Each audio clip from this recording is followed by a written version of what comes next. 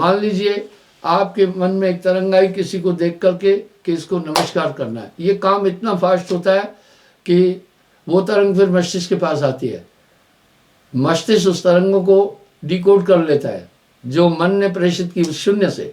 उसके बाद फिर क्या होता है, वो इतना फास्ट संदेश देता है कोशिकाओं को स्पिंडल कॉर्ड द्वारा, हाथों तक वो संदेश विद इन माइक्रो सेकेंड में पहुंचता है कि इसको नमस्कार करो, आपके हाथ यूं हो जाते हैं। अगर वो संदेश देता है कि इस आदमी को तमाचा मार दो, आप खींचकर तमाचा मार देते हैं। पर ये सब करने वाला कौन था? क्या हमारी आत्मा को क्रोध आया? जितना भी आचरण मनुष्य अपने जीवन में कर रहा है, विकार कर रहा है, क्रोध कर रहा है, काम कर रहा है, ठगी कर रहा है, लोभ कर रहा है, क्या ये हमारी आत्मा की वृत्तियां हो सकती हैं क्या? अगर हमारी आत्मा की ऐसी वृत्तियां हैं, हम आत्मा को किसी भी कोण से फिर निर्मल नहीं कह सकते। इसका मतलब है कोई पर्दे के पीछे हम सबको नचा रहा है। मना निरंजन सवै नचाए। इसलिए मैं ये कहना चाहूँगा कि साहब की आइडियोलॉजी बहुत बारीक है, नॉर्मल नहीं है। जब साधारण व्यक्ति उसको नहीं समझ पाता है तो फिर वो कहता है छोड़ो इन बातों को। इस तरह से जैसे कठपुतली को बाजीगर पर्दे के पीछे से अपने इच्छा के अनुसार नाच कराता है, उसके हाथ में डोरे होते हैं, कब कमर हिलाना है, कब गर्दन हिलाना है, कब टांग हिलाना है। वो कठपुतली निर्जीव है, वो अपनी प्रक्रिया खुद नहीं कर रही है। इसी प्रकार मना निरंजन सवै नचाए, क्या बात है। ये सिर्फ साधारण दोहों तक सीमित नहीं है साहब की शिक्षा। तो अब यहाँ क्या होता है, जो प्रज्ञावान पुरुष है, चेतन पुरुष है, नाम दान की ताकत पाने के बाद वो मन की तरफ प्रेषित होने वाली तरंगे मस्तिष्क डिकोड करता है, पर उसको फिर फाइनल क्या करता है, वो चेतना, आपकी दिव्य चेतना जाग गई है नाम के बाद, वो नकार देती है, नहीं ये काम नहीं करना है। रिजल्ट सामने है। नाम से पहले जो जो मन कह रहा था आप करते जा रहे थे, इसका मतलब आप इसके ऊपर एक जामर लगा दिया गया है।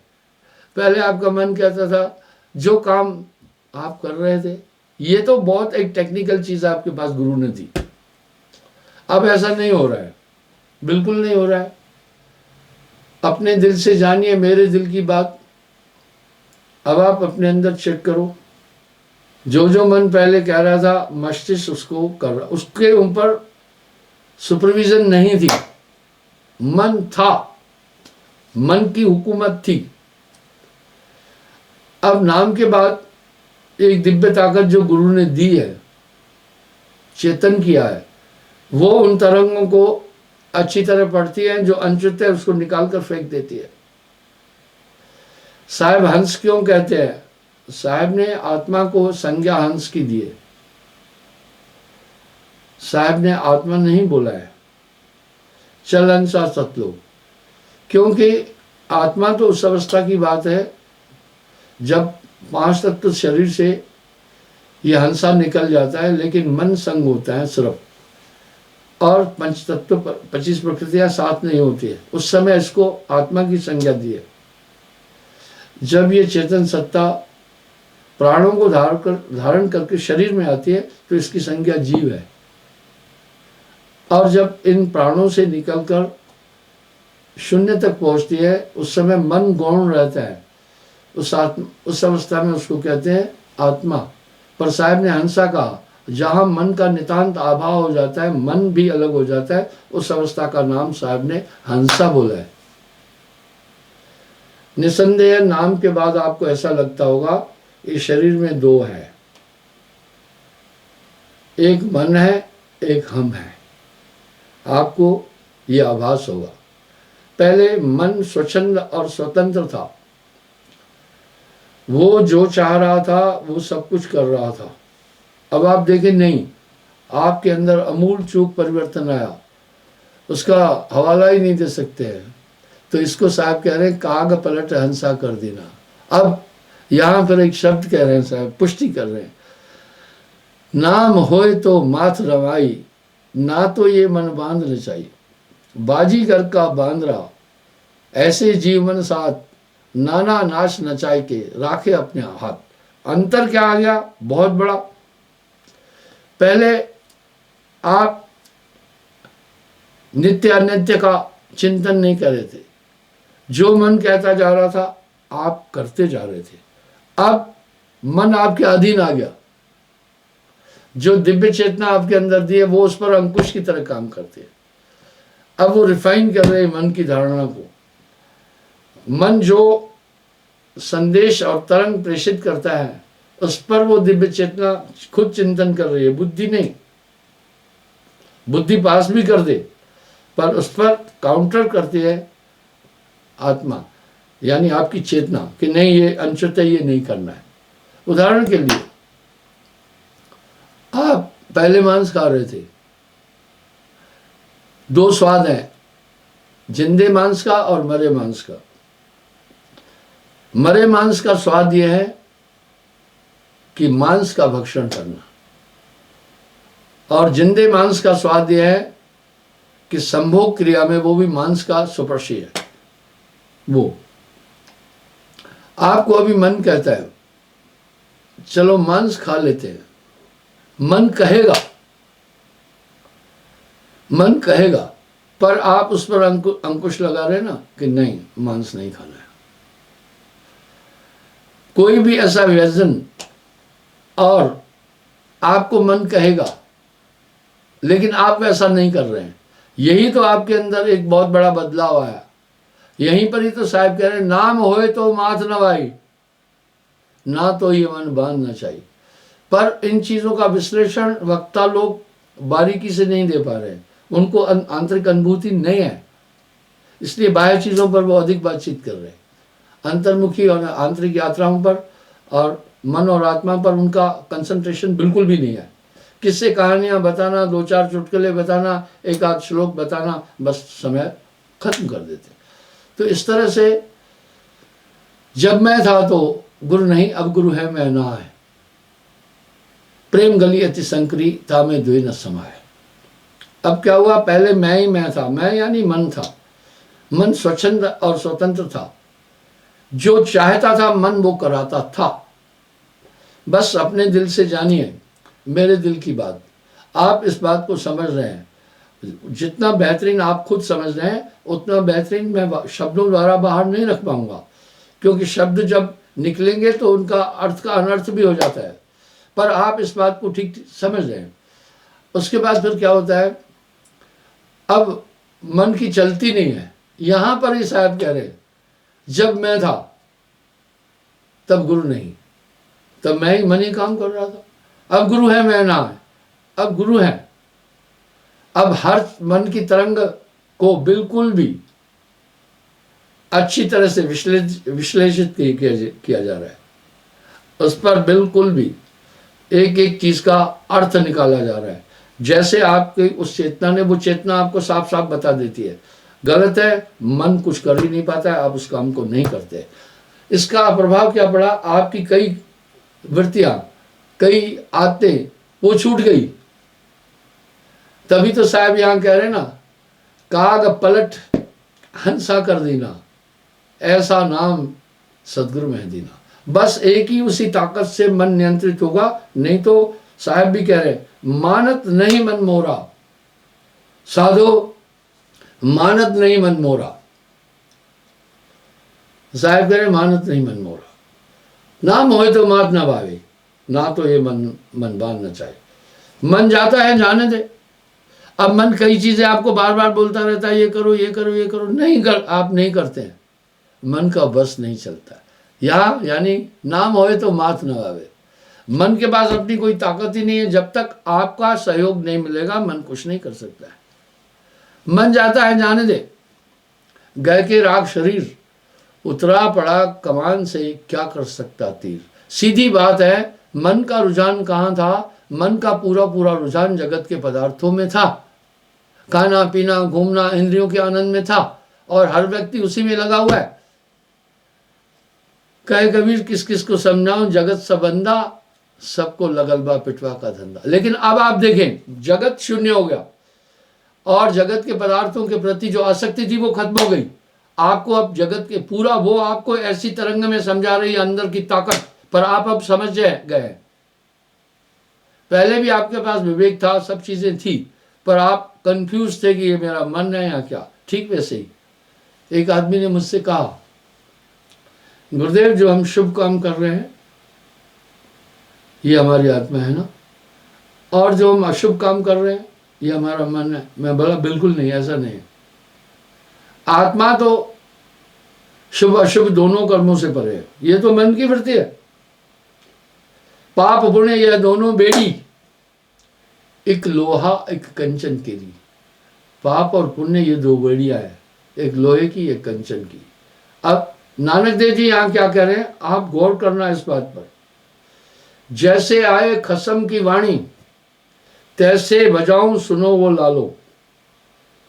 अब सीधी बात बोल रहे हैं, जो जो मुझे आदेश मिलता है परमात्मा का, मैं वही काम करता हूं। अब परमात्मा का कोई ऐसा मोबाइल नंबर तो है नहीं ना जहां से आदेश मिले। अब यहां भावार्थ क्या है, वो दिव्य चेतना जो गुरु आप में स्थापित करता है, वो गुरु आप में समाया। इसलिए नानक देव जी ने गुरु की इतनी वडियाई बोली है, गुरुपुरे की बड़ी वडियाई नानक पार उतारा जी हो। तो अब दुनिया मन के मते पर चलती है, पर यहां कह रहे हैं जैसे आए खसम की वाणी, तैसे बजाऊं सुनो वो लालो। उसके बाद वो दिव्य चेतना का साउंड समझने लगता है, जैसे बच्चा आंखों की जबान भाषा को समझता है और शब्दों को नहीं समझता पर समझता है। इसी प्रकार वो फिर जान जाता है मेरी मन की तरंगे कैसी है, मेरी गुरु का शब्द आकर कैसे मुझे चेतन कर रहा है। यहाँ ही तो साहब कह रहे हैं, नाम पाए सत्य जब बीरा, संग्रहों में दास कबीरा। अब क्या कह रहे हैं, नाम के बाद, प्राप्ति के बाद मैं साथ में हो जाता हूँ। वो अद्भुत दिव्य चेतना फिर आपको हर कर्म से, हर पाप से बचाती रहती है। आपको ध्यान होगा, मैंने पहले भी ये बात बोली। मुझे एक आदमी ने कहा, गुरुजी आप पहले मेरा नाम जानते थे, मेरे यहाँ आते थे और सब चीज़ें थी, तो हमें अलग बात थी। अब मुझे एक शंका आ गई है, अभी आपके लाखों से कई लाख लोग हो गए आपके, कहीं ऐसा ना हो कि मैं मर जाऊं आपको पता ही नहीं चले, मुझे यमदूत पकड़ करके ले जाएं। मैं कहा बड़ी अच्छी बात है, तुम अपने मोक्ष के प्रति जागरूक हो, चेतन हो। मैं कहा ऐसा नहीं होगा, संभव है मुझे नहीं पता चले, आप नहीं चिंता करो। एक सिस्टम है। मैंने पूछा तुम्हें यूँ लगता है कि नाम के बाद एक ताकत तुम्हारे साथ रहती है? बोला हाँ। तुम्हें यूँ लगता है वो तुम्हारी सुरक्षा भी करती है? बोला हाँ। वो तो है ही, ये तो मेरी एक अनुभूति है और लोगों से मैंने इसकी जानकारी भी ली। मैं बोला बस वही ताकत आपके नाम ध्यान है, भले हंसा कर जाई, क्या रे काल तुम करे बढ़ाई। वो ताकत तुम्हारे साथ है। यहाँ पलटू साहब क्या करे, अरे साहब साहब क्या करे, साहब तेरे साथ। वो ताकत फिर संग रहती है। तभी तो साहब यहाँ करे, नाम पाए सत्य जब बीरा, संग्रहों में दास कबीरा। वो दिव्य चेतना आपकी चेतन कर दी गई है। अगर आप गलत पर भी चलेंगे तो यहाँ साहब ने एक बात कही, आपको इतना पश्चाताप होगा, इतना होगा कि पूछे नहीं। यहाँ साहब एक शब्द कह रहे, सोना सज्जन साधुजन, टूटे जुड़े 100 बार, दुर्जन कुंभ कुमार का एक है धक्कदार। वो सोने की तरह हो जाते हैं, अगर गलती करेंगे भी तो आंतरिक बड़ा बहुत भयंकर पश्चाताप होगा, ये मैं क्या कर गया। और शास्त्रानुकूल पश्चाताप से पाप क्षीण हो जाते हैं। पश्चाताप क्या है, जैसे किसी को तमाचा मारा आपने, तो बाद में पश्चाताप करते हैं, इसको बहुत बड़ा दुख दिया, इससे मैंने बड़ी पीड़ा दी है, उचित काम नहीं था, ये मुझे नहीं करना था। जब निरंतर ये पश्चाताप करते हैं तो आपके हृदय में ये भाव अंकित हो जाता है, अगली बार फिर आप ये नहीं करते हैं, तो पश्चाताप से वो चीज़ें हट जाती है। तो वो ताकत सच में आपके अंदर वो ताकत काम कर रही है धीरे धीरे। जैसे माँ की हमेशा नज़र बच्चे पर है, माँ 24 घंटे बच्चे को गोद में नहीं रख सकती है। वजह, माँ को तो बहुत काम करना है, भोजन बनाना है, घर का काम करना है, सब चीज़ करनी है, उसके लिए व्यवस्था करनी है, तो वो अपनी गोद से उतार देती है। बच्चे को कोई नहीं पता है, वो सब काम करते हुए अपनी नज़र रखती है उस पर, कहीं आग को तो नहीं टच कर रहा है, कहीं गिर तो नहीं पड़ेगा, कहीं ऐसी चीज़ को तो नहीं छू रहा है जो इसके लिए हानिकारक है। वो सब कार्य करते करते एक नज़र उस पर रखती है। जैसे नज़र रखती है, अगर वो किसी ऐसी भयावह नुकसानदेह चीज़ के पास पहुंचता है, पहले ही दौड़ के चली जाती है, उसको उठा के ले जाती है। ऐसे ही साहब आपके साथ है। जब आपके जीवन में ऐसी घटनाएं आती है जो विदारक और विनाशक है, उस समय पक्का वो ताकत आपके साथ आ जाती है। मैं उदाहरण देता हूँ और इसकी अनुभूति आपको है, मेरे हर सत्संगी को इसकी अनुभूति है। जीवन के किसी न किसी मोड़ पर, किसी न किसी घटना में उस ताकत ने आपका साथ दिया, चाहे आपको याद हो या नहीं हो। मैं उदाहरण देता हूँ। डॉक्टर सिसोदिया भोपाल के रहने वाले हैं, मेरे सत्संगी हैं। एक बार जब मैंने पूछा, जिनको लगता है वो शक्ति हमारा सहयोग करती है, साथ देती है हमेशा, हाथ खड़ा करो, तो बहुत से लोगों ने हाथ खड़ा किया। उसमें डॉक्टर सिसोदिया ने भी हाथ खड़ा किया। मैंने दिल में सोचा ये पढ़े लिखे हैं, ये विश्लेषण और व्याख्या अच्छी करेंगे। मैंने कहा डॉक्टर साहब आप बताइए साहब ने कैसे साथ दिया। उन्होंने कहा कि मेरी बिटिया का ब्याह ग्वालियर साइड में हुआ है। एक बार मैं बिटिया के यहाँ किसी त्योहार पर गया, मैं और मेरा ड्राइवर साथ था, भोपाल से हम कार से गए। तो वहाँ से जब हम वापस आ रहे थे, यहाँ जा रहे थे, ड्राइवर थक गया था तो मैं ड्राइविंग कर रहा था, और ड्राइविंग करते करते मुझे नींद आ गई। मैं उस समय चंबल नदी के ऊपर जो सेतु है, ब्रिज है, उस पर था। मैं ऐसी नींद में खो गया, मुझे कुछ नहीं पता चला। और वो लंबी ब्रिज थी, आगे से एक कार आई, गाड़ी आई, मुझे नहीं पता है। अचानक यूं हुआ और भयंकर टक्कर होना था, या तो गाड़ी फिर मेरी नदी में गिरनी थी। अचानक हुआ, किसी ने गाड़ी मोड़ी, मैं बच गया। बोला गुरुजी मुझे 100% यकीन है ये मैं नहीं था, गाड़ी मोड़ने वाला मैं ये नहीं था। मैंने अनुभव किया, मैं तो खोया हुआ था नींद में।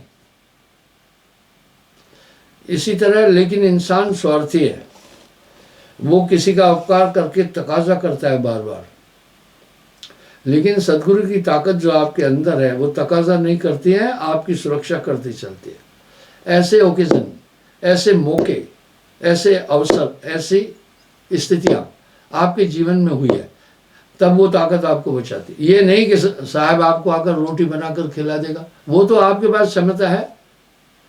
बच्चे को माँ चाहती है ये चले, उठाना नहीं चाहती है, क्योंकि 2-3 साल के बच्चे का वजन अच्छा अगर हेल्दी है तो 16-17 किलो हो जाता है। आप सोचे 16-17 किलो को उठाकर आप कितनी देर खड़े रहेंगे, आप थक जाएंगे। तो माँ चाहती है खुद चले, लेकिन जब चलते चलते थक जाता है तो गोद में उठा लेती है।